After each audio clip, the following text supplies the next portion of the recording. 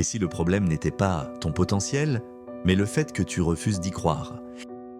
À force de douter de ta valeur, tu es peut-être en train de laisser ta vie être vécue par quelqu'un d'autre. Il s'appelait Malik, un jeune adulte ordinaire, trop ordinaire justement.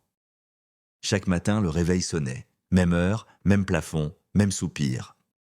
Il se levait sans y penser, se préparait machinalement, sortait dans une ville déjà pressée. Dans les transports, ses yeux regardaient sans vraiment voir. Son téléphone vibrait plus que ses pensées. Scroll, encore, toujours. Malik n'était pas malheureux, mais il n'était pas vivant non plus.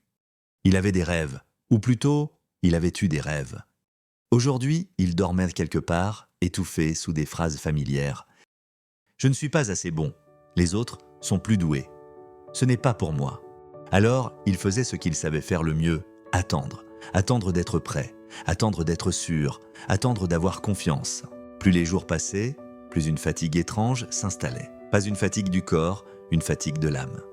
Malik voyait les autres avancer. Certains échouaient, d'autres réussissaient, mais tous semblaient oser.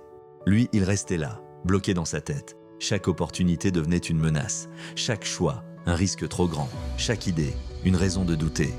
Le plus douloureux, ce n'était pas l'échec. C'était cette sensation sourde de trahir quelque chose en lui, comme si sa propre vie frappait à la porte, et qu'il faisait semblant de ne pas être là.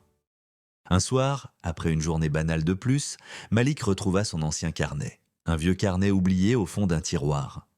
À l'intérieur, des phrases écrites des années plus tôt, ses idées, ses rêves, sa voix avant le doute. Une page attira son regard, une seule phrase, soulignée « Si je n'essaie pas, je saurai déjà comment ça finit ». Il resta immobile, le temps sembla ralentir.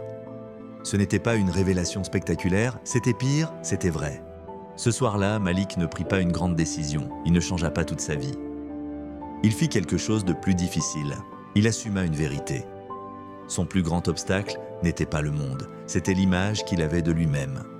Il comprit que le doute n'était pas un signal d'incompétence, mais un mécanisme de protection.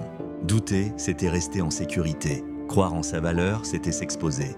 Alors, il choisit petit, un geste, une action imparfaite, un pas sans garantie. Et contre toute attente, le monde ne s'écroula pas. Voici la vérité que peu de gens acceptent. Tu ne doutes pas de ta valeur parce que tu manques de capacité. Tu doutes parce que reconnaître ta valeur t'obligerait à agir. Le doute est confortable. Il te donne une excuse honorable pour ne pas tenter, pour ne pas échouer, mais surtout, pour ne pas découvrir ce dont tu es réellement capable. La confiance ne précède pas l'action, elle naît de l'action. Les personnes que tu admires n'étaient pas plus sûres d'elles que toi. Elles ont simplement arrêté d'attendre la permission d'y croire. Ta valeur n'augmente pas quand tu réussis, elle existe déjà. Ce que tu dois apprendre, ce n'est pas à la créer, c'est à cesser de la nier. Malik n'est pas devenu quelqu'un d'autre, il est devenu responsable de lui-même.